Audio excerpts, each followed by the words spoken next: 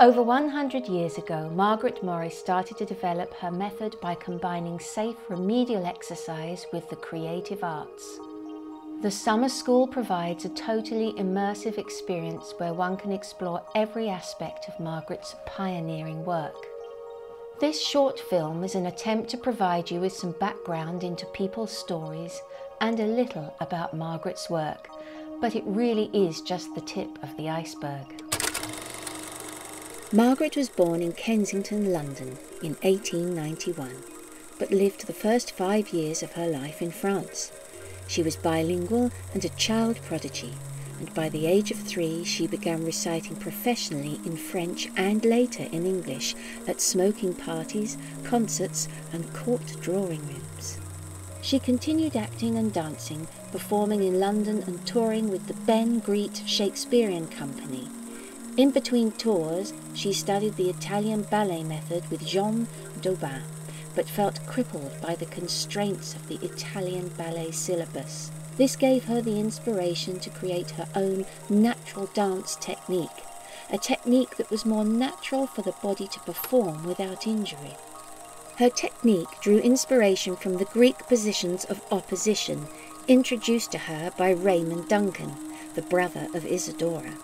Over the years, her teaching included painting and music, thus evolving and developing into an educational system with the arts at its core. Her schools in Britain and abroad taught a full-time syllabus and trained teachers in her method.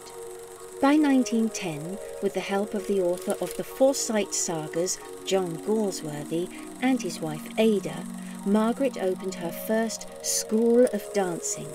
She also toured with her own company, Margaret Morris and her Dancing Children. In the mid-1920s, she gave a lecture to doctors about the remedial benefits of MMM, which is Margaret Morris Movement, as it is known today. This led to providing lectures and developing exercises for TB clinics, midwives, convalescent homes and children with disabilities. All this while still touring with her dance troupe in between. Her achievements and exciting exploits never brought her fortune, but they did bring her fame. She was known around the world by the 1930s, not only for her dancing, but her notoriety with famous artists, playwrights and people of the arts. Her husband, the Scottish colourist J.D. Ferguson, used Margaret as his muse, and she too was an accomplished artist in her own right. To continue with all her other accomplishments, well, that would take a whole other film. But her passion for health, dance and creativity stayed with her right till the last. To follow are some stories from teachers, old and new, plus some students, big and small, about what Margaret Morris Movement has meant to them and why they love it so. I'm Mohammed. I got involved in the Margaret Morris Movement back in 2012, so I would have made me 15 then. I used to do parkour, and Doris, one of the teachers of the Margaret Morris Movement, found me jumping over her walls. It gives me a break from like the normal routine of my life. So in terms of just like falling into like the traditional like masculine roles, it like kind of breaks away from that and like gives my creative side like another like sort of avenue to play around with. So that's what MM means to me. Like it's a sort of freedom in another area of my life. Yeah, I'm Katerina. I started MMM in 2012 when I started my PhD. I started it because I was looking for expression through movement, and I didn't have the right training to express myself as I wanted through movement, and a friend recommended this training method. So I personally have done MMM in Germany, in England, in Scotland, in Switzerland, in France and in Canada, which is quite amazing. And I'm really happy to be part of this community. First time in Canada, super cold weather, minus 20 degrees outside. Then we go into this class and we start and we do the same exercises that I did in Germany. And then we just connected through movement. I didn't even know the names of the people, but there was a connection there. So this is what I particularly like in MM.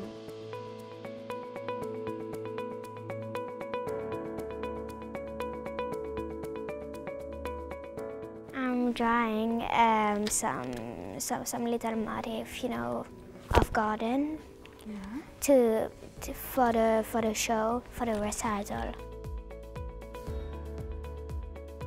I am colouring a piece of material to do a dance. Yeah. Okay. And what is the dance? It's about statues. What else do you like about being here at summer school? It's fun. You can dance and lots of stuff you can do. You can do art, you can paint. So you've been doing a whole variety of things? Yes. We stayed here all the week. Wow. Have you made new friends? Yes, lots of new friends.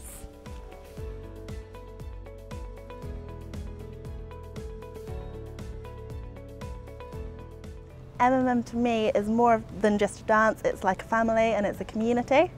So not only are you dancing and getting all of these amazing health benefits, but you get to know the people that you're dancing with, and your teachers and your mentors become your friends, and it's a really lovely situation to be in.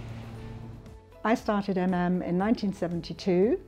I had a wonderful teacher called Christine Prophet, and she encouraged me to go to the summer school, which is where we are now.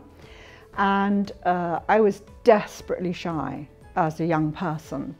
So what I found was not only was she really sensitive to that and enabled me to grow as a dancer, but also when I came to summer school, I found other people that were also amazingly sensitive. So they taught with humour, and I was just very, very lucky. It was the one thing which enabled me to feel that I had courage for the first time. Well, I'm Ruth Jeayes, and I love Margaret Morris Movement, Margaret Morris dancing. I was introduced to it by my mother, who was introduced to Margaret Morris when I was born. I'm sure that I'm getting over my broken hip after falling off the train at the Angel. That's helped me a lot because I've really got better so quickly, and I've not had the pain that other people have had. You know, the book that was written, A Prophet Without Honour, that's a true description of Margaret. And she was so ahead of her time and such a humble person, really. But she gave off the feeling that she wasn't. But I was very privileged to work with her.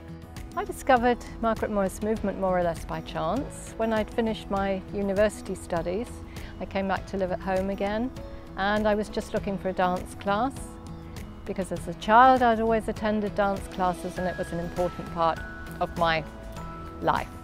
So at summer schools I've been concentrating in the last few years on the teacher training programme, and have been, with the help of some of my colleagues, refining this and developing it over the years, and I think we have now a very solid programme for our teacher training, and every year we produce new teachers and we help already qualified teachers to increase their qualifications and grow and develop and be better teachers. We are now able to offer bursaries to bring students from many countries to come to the International Summer School in the UK. It makes new friendships, as I felt in 1977, and financially we can reduce the burden on their parents. Their teachers are excited to see them progress. The friendships that some of them made last year, they've continued to stay in touch for 12 months. They've met up again this year.